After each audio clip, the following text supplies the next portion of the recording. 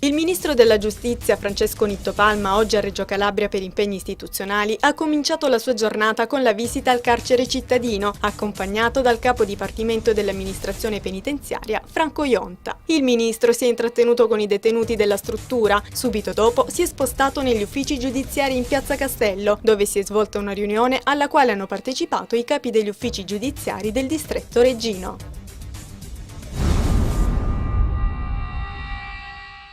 Recupero e salvaguardia del territorio e adeguamento alle nuove normative in materia. Parte da questi principi la rivisitazione della legge urbanistica regionale presentata questa mattina a Catanzaro dall'assessore regionale Piero Aiello e dal direttore generale del Dipartimento Saverio Putortì. Tra i punti chiave delle modifiche previste una maggiore partecipazione e concertazione in tutti gli iter in materia urbanistica e la pubblicazione degli atti amministrativi sulle trasformazioni urbanistiche. Molti i punti modificati rispetto alla precedente legge che risale al 2002, con le proposte già approvate dalla Giunta regionale e che ora passano al vaglio della Commissione urbanistica di Palazzo Campanella.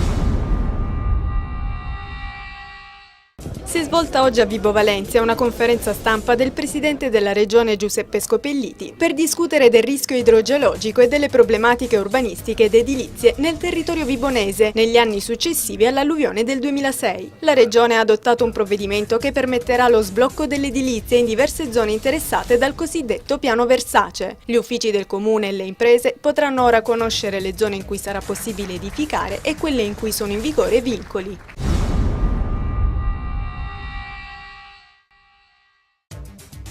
Sono stati nuovamente bloccati i lavori per la realizzazione di una discarica di amianto in località Santa Marina di Scandale, nel Crotonese. La società titolare del progetto aveva annunciato la ripresa dei lavori, a cui però avevano detto no anche il comune, la provincia e la regione. Oggi un gruppo di cittadini e rappresentanti di istituzioni sul posto per evitare ai mezzi di cominciare i lavori previsti.